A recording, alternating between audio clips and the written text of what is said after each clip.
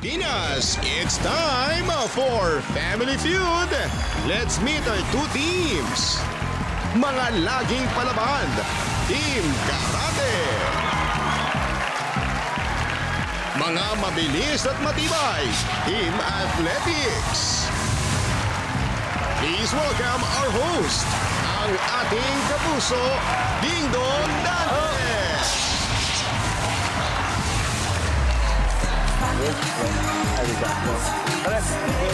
Hello.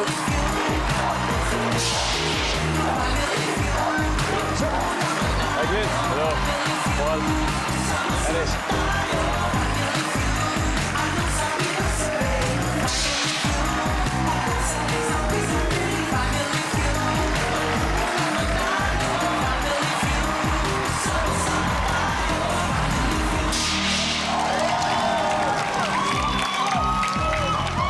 Magandang hapon po, mga kapuso. Sa mga nakaupo po maghapon, galaw-galaw naman po kayo dyan. Let's shake your stress away and get ready to smile. Dahil umpisa na po ng pinakamasayang family game show sa buong mundo, ang Family. Kung pagiging active lang din ang pag-uusapan, ako siguradong panalo dyan ang mga kasama kong new breed of Pinoy athletes na champions and winners sa karate at track and field. Ang team sa aking kanan ay ang mga miyembro ng Karate National Team, ang Team Karate. Leading the charge is a gold medalist sa 2024 Southeast Asian Championships at top 5 finisher sa 2023 Asian Championships. Please welcome Alwin Batican. Hello po! There you go, Alwin.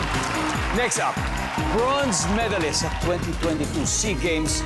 Please welcome Rica Torres. Ay, magandang gabi po sa lahat. Welcome, Rica. Kasama rin po nila ang gold medalist sa 2025 MVC Cup International Championships, Sharif Afif. Maraming salamat po sa pag-imbita. Thank you so much po. Welcome, Sharif. And, of course, completing the powerhouse team, top 5 sa 2025 World Team Karate Cup Qualifier, Sammy Viguelias. Hey, Sammy! Welcome sa inyo. Sa karate, may mga events, diba? There's kata and kumite. So, Alwin, ano bang difference ng dalawa?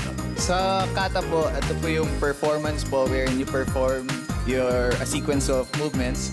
Tapos sa kumite naman po, yun po yung tinatawag nating sparring, yung may kalaban po tayo. Yung may application na. Opo.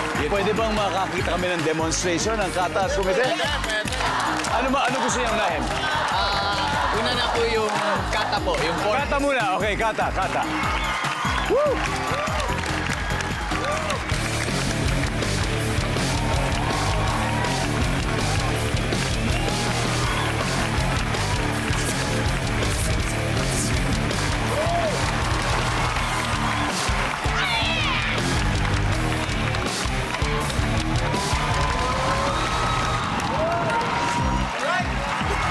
Thank you very much. Ganda ba sparring nila?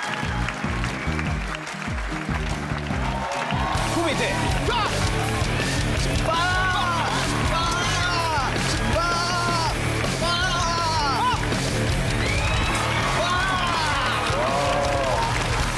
Nice one. Hanep. Thank you, guys. Thank you. And of course, all the best sa game today. Good luck. Ang makakalaban nyo naman, they got the speed and the power, the athletes of track and field, ang Team Athletics. Ang leader nila, UAAP Season 87 Junior MVP and record holder, Caris Pantonier. Hello po! Caris, kamusta? So far, so good naman po. Very good. Ito po ang susunod naman po ay NCAA record holder, John Paul Sarmiento. Hello po sa lahat. Binabati ko po ng magandang hapon at binabati ko po ang mga kapwa ko atleta. Yun. And joining them is two-time UAAP champion and currently ranked as the #2 long jumper sa Pilipinas, Clint Neri. Hello everyone, magandang hapon. Magandang hapon. And lastly, silver medalist sa 400-meter dash and UAAP gold medalist and record holder, John Lloyd Caballo. Hello po Kapuso, hello po Edong, and binabati ko po yung mama ko sa Palawan na nanonood ngayon. Hello po. Ayun naman, pampabuenas. Caris, kamusta yung paghahanda sa paparating na SEA Games natin? So for my preparation for this coming SEA Games po is I'm on my progress na po, mentored by my coach, retired Olympian, Mr. Isidro Del Prado po. Isidro Del Prado. Ayan, of course. And good luck na sa paparating na, na competition. Lalong-lalo na sa laro ngayong gabi. Ha? Kaya ito na po. Let the games begin. Alamin na natin ang sabi ng survey. Alwin and Caris, let's play round one.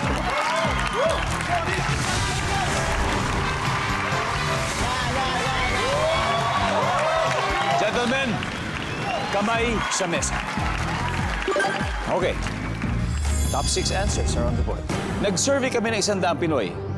Nagulat ang mga nanunood ng mag-magic ang isang candidate at bigla nitong pinaglaho o pinag-disappear ang blank. Go. Alvin. Rabbit. Oh, beauty pageant yung segment. Beauty pageant to, ha? Rabbit! Okay. Caris, again, ulit, ha? Sa talent portion ng beauty pageant, nagulat ang mga nanonood. Nagmamagic yung candidate. Biglang pinaglaho niya o pinag-disappear niya ang Panyo. panyo. Okay. Tingnan natin. Nandiyan ba yung panyo? Okay. Rika, alam nito. Ito, ha? Nagulat ang mga nanunood ng mag-magic ang isang candidate at bigla nitong pinaglaho o pinag-disappear ang blank. Mga kalaban niya. Yan, mga ganyan. Para winner na siya, di ba? Survey says, pwede. Paul, pwede mo pa makuha mas pataas. Nagulat ang mga nanunood ng mag-magic ang isang candidate at bigla nitong pinaglaho o pinag-disappear ang blank. Sarili niya. Ang sarili niya. Oh, nandiyan ba yan? Yeah, pero mas mataas. Rika, pass or play? Play. Let's play this round. Come on. Sharif, sa talent portion ng beauty pageant, nagulat yung mga nanonood nang mag-magic yung isang candidate tapos biglang pinaglaho niya o pinag-disappear ang... Mga audience! Inubos! Audience, nandiyan ba yan? Yup. Pwede. Sammy? Sino pa kaya pinag-disappear niya? Yung judges po. Ay! Yung judges! Nandiyan ba yung judges? Pwede. Alwin!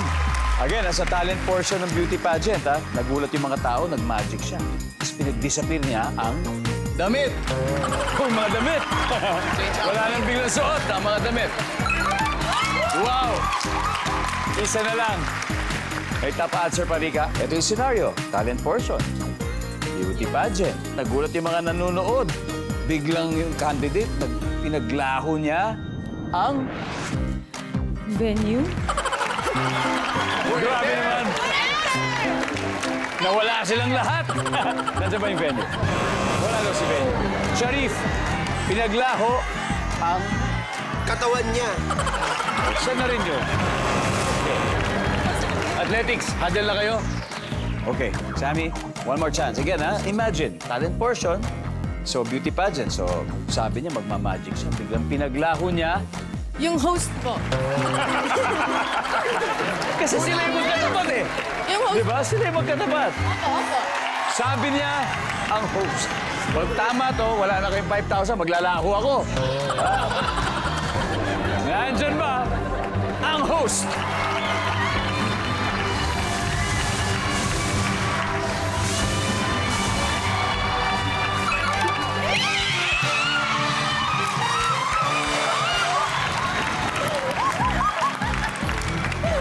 Matinding moves ang pinakita ng Team Karate. Now, may 93 points sila.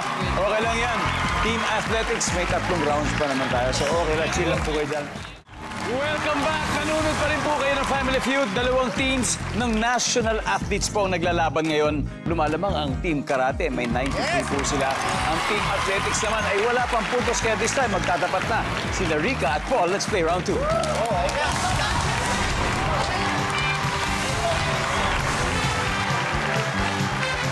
Good luck. Kamay sa mesa. Top 6 answers are on the board. Hindi mo gugustuhing abutan ng birthday mo saan? Paul, saan? Sa bakasyon. Nandiyan ba ang bakasyon? Wala. Rika, hindi mo gugustuhin abutan ng birthday mo, saan? Cementerio. Cemetery. Pwede. May survey? Wala rin. Clint, hindi mo gugustuhin abutan ng birthday mo sa? Election. Oo. Pwede. Kasi ano yan eh, bawal ang alak pag eleksyon. Nandyan ba ang eleksyon? Wala rin. Sheriff, hindi mo gugustuhin abutan ng birthday mo, saan? Traffic. Traffic. Yan. bad trip yun, Traffic. bad trip. Nandyan ba ang traffic? Yeah. Sheriff, pass or play? Play na play po. Let's go! Balik tayo, Paul. Sabi, di mo gugustuhin abutan ng birthday mo sa Christmas po. Christmas? Kasi Isa lang yung gift. di ba isa lang yung gift? Isa lang yung Galing naman nun. Huwag po sa Christmas. Survey? Oh, wala. Alwin, again, hindi mo gugustuhin abutan ng birthday mo sa Trabaho. trabaho. Nandyan ba ang trabaho? Yes. Rika, saan pa? Ayaw mong abutan ng birthday mo saan? Kapag Valentine's Day. Valentine's Day. Nandiyan ba ang Valentine's Day? Wala. Team Athletics, Hadel. Sheriff, again, hindi mo gugustuhin abutan ng birthday mo saan? Saan kaya? It's okay. Babawi na ang Team Athletics. John Lloyd, saan kaya? Sa akin, school. Sa school, Clint. Undas. Sa Undas, Paul. Tondas din. Okay. Ito again, saan hindi mo gugustuhin abutan ng birthday mo. Caris, where? Saan? Pag may bagyo po. Pag may bagyo. Sa lugar na binabagyo. Ayan. Sa isang lugar na binabagyo. Ganun na lang, doon tayo. Nandiyan ba yan, survey? Let's see. Wala. Back-to-back wins for the Team Karate. Meron na po silang 134 points. Pero no need to worry, Team Athletics. Ulit, sabi ko dahil posible po kayo makabawi, may dalawang rounds pa tayo. Kaya eto, may mga hindi pa nakukuha. So, studio audience. O, dito muna tayo. Dito muna tayo, sa nakapula. Naka-red. Hi, what's your name? Jenny Lin po. Hi, Jenilyn. From where? Caloocan City po. Hi, Jenilyn. Okay. Hindi mo gugustuhin abutan ng birthday mo saan? Teka, sa kailan ba birthday mo? October 20. Malapit na. Okay. Jenilyn, ang sabi mo ay? Sa CR po.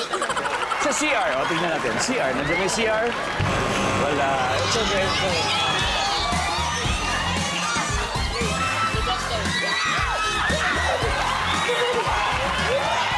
Hello.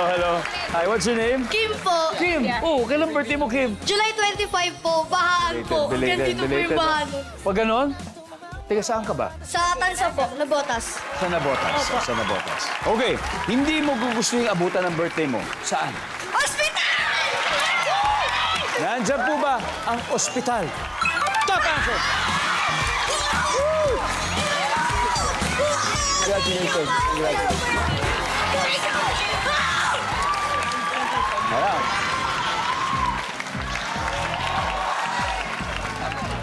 Okay, meron pang remaining, guys. Number 6. Tignan natin. Number 6. Kalye. Number 5. Sa grocery. And finally, number 4. Kulungan. So, doon na magbe-birthday yung mga magnanakaw. Anyway, welcome back. Alam nyo, happy po kami kasi hindi kayo bumibitiw dito sa Family Feud. Yung mga karate champions po versus track and field medalists ang magkakalaban ngayon. Leading ang Team Karate with 134 points. At naghahabol naman ang Team Athletics na wala pa rin puntos. Kaya up next, ang taga Zamboanga City na si Sharif at ang tubong Cagayan de Oro City na si Clint. Let's play round 3. Come on!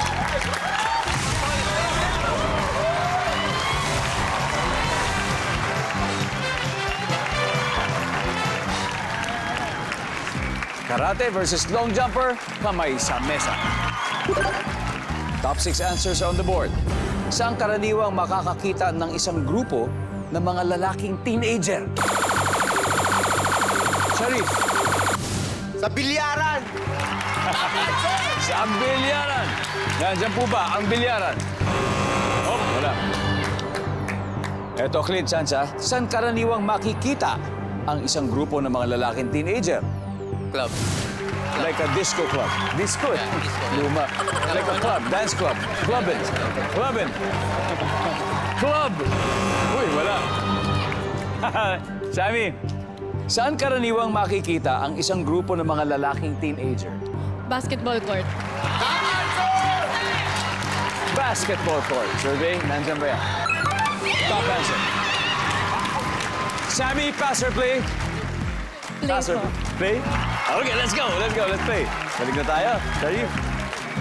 Alwin, saan karaniwang makikita ang isang grupo ng mga lalaking teenager?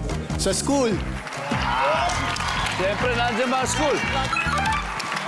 You got it, Rika. Again, saan karaniwang makikita ang isang grupo ng mga lalaking teenager? Sa computer shop. Pagkatapos ng training, no? Yes, pang paano, release ng stress. Computer shop. Okay. Sharif, saan karaniwang makikita ang grupo ng mga lalaking teenager? Sa library po. Pwede, why not? Nandiyan ba ang library? Wala. Sammy, saan karaniwang makikita ang grupo ng mga lalaking teenager? Coffee shop po. Coffee shop. Pwede mag-aaral doon. Kesa sa lalo sarado yung library? Opo. Tapos may drinks pa. May pagkain pa. Tama ka dyan. Nandyan ba ang coffee shop? Oh, hadal na kayo, hadal na. Alwin, kailangan makuha mo to kung di magsistil sila. Saan karaniwang makikita ang grupo ng mga lalaking teenager? Restaurant. Restaurant. Nandyan ba yan, survey? Wala. Eto, Team Athletics, eto ng pagkakataon yung mag-steal, ha? John Lloyd, saan karaniwang makikita ang grupo ng mga lalaking teenager? Automatic sa kalsada. Calzada, Clint. Mall. Sa mall, Paul. Sa park.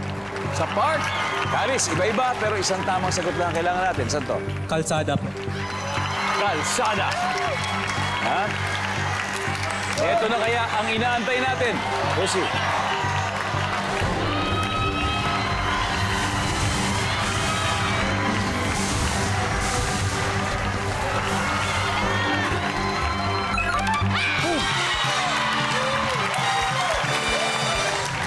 Finally, tignan natin yung mga hindi mo nasagot. Number 4, ano ba yung number 4? Pero, may isa pa tayong hindi nakukuha. Ano? May isa pa.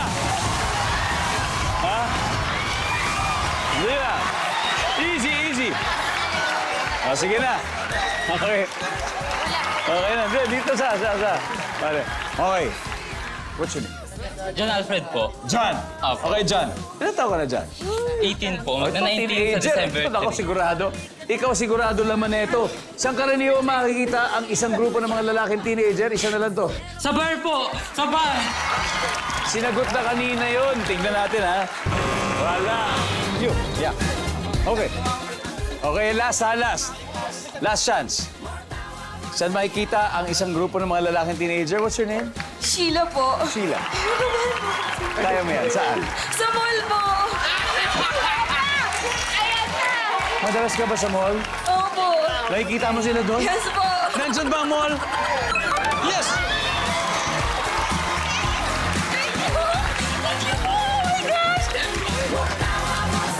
Okay.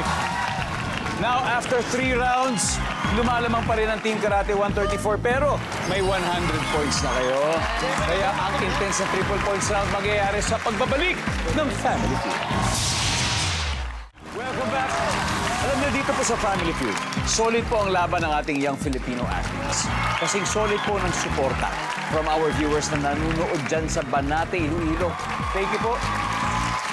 Yung mga taga Tibiao, Antique, maraming salamat po sa inyo.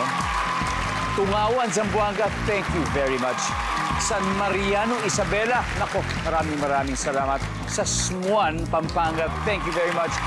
Mga taga North Cotabato, nako, salamat po. Bato, Catanduanes, thank you very much. At Kasuwagan, Cagayan de Oro City, thank you for all the love. Now, eto na, recap muna ng score. Team Karate, 134. Team Athletics, 100 points. But the game is far from over. Diretso na tayo sa ating last head-to-head battle between Sammy and John Lloyd. Let's play the final round.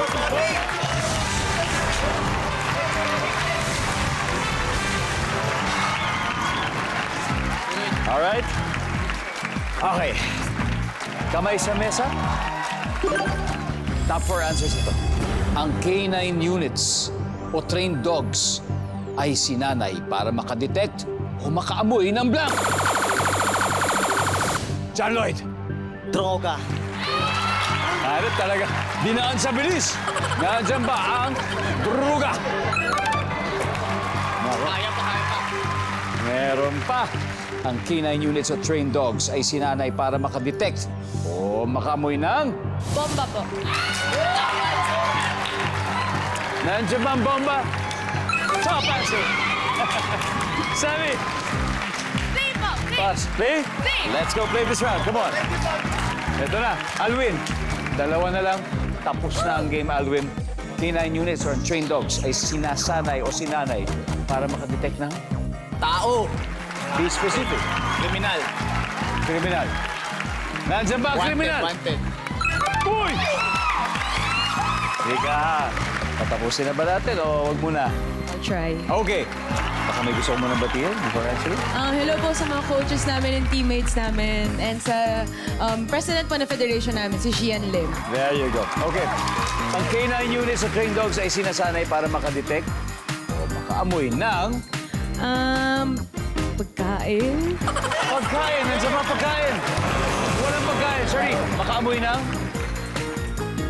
Barel. yung mga weapons, smuggled weapons. Nandiyan ba ang baril? Wala rin. Sammy, one last. Ang K9 units o trained dogs ay sinanay para makadetect o makaamoy ng Katawan po. Patay na katawan. usually kapag nasa search, di ba? Search and rescue. Opo. Di ba? Lalo sa mga gusali. Opo. Sure ka? Yes po. Sabi po niya, katawan. Katawan ng tao. Ito na. Nandyan ba ang katawan o bangkay?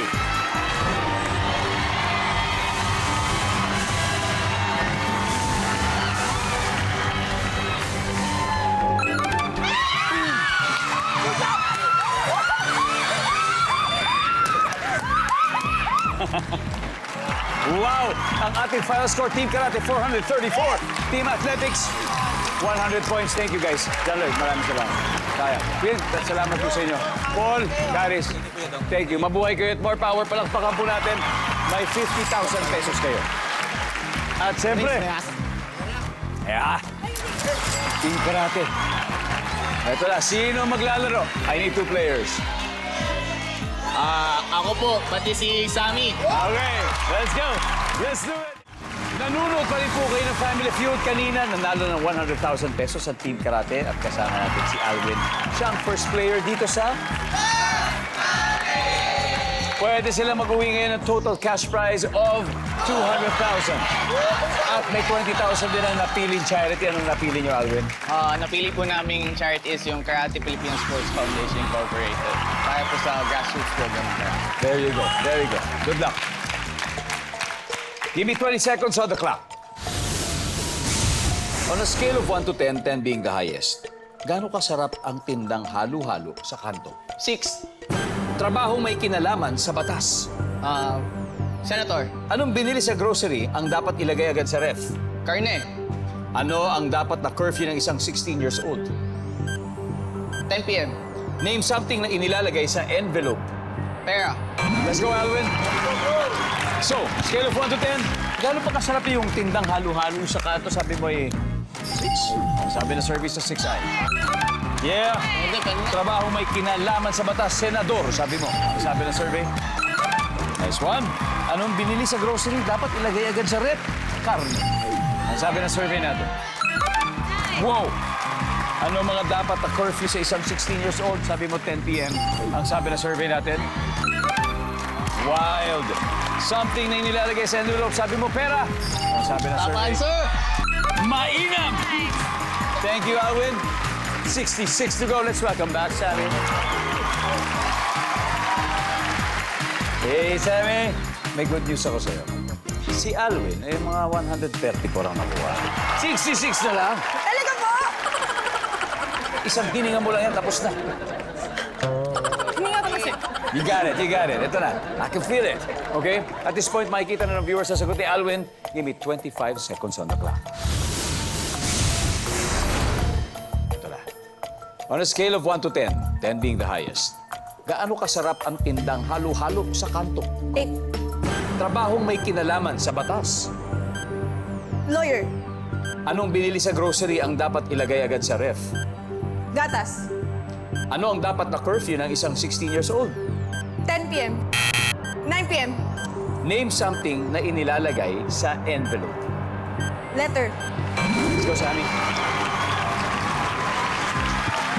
We need 66 points. Something na inilalagay sa envelope, sabi mo, letter? Apa. Ang sabi ng survey sa letter. Ang top answer ay mga dokumento. Ano ang dapat curfew ng isang 16 years old? Sabi mo ay 9 p.m. Sabi ng survey. Yes. Ang top answer ay 10 p.m. Anong binili sa grocery dapat ilagay sa ref? Sabi mo gatas. Ang top answer dito, karne. Karne. Tingnan natin yung gatas. Ano ba yung gatas? Ay, 2 points lang. Trabaho may kinalaman sa batas, sabi mo lawyer. Yes po. Ang sabi ng survey sa lawyer ay...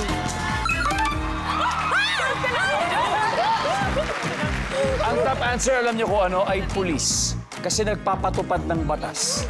Pulis ang top answer. Gaano kasarap ang tindang halo-halo sa kanto? Sabi mo, 8. Tara, manalig tayo. Sammy, ang sabi ng survey sa 8 ay... Let's go!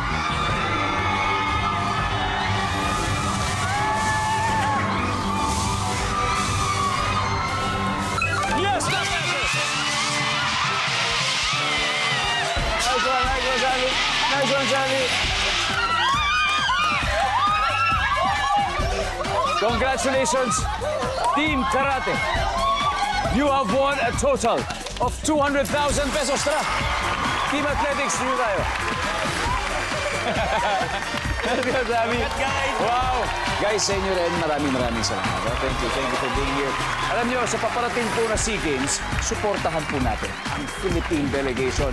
Kaya mabuhay po ang atletang Pinoy. Maraming salamat, Pilipinas. Ako po si Ding Dong Dantes. Araw-araw na maghahatid ng saya at papremyo. Kaya makikihula at manalo dito sa Family Feud.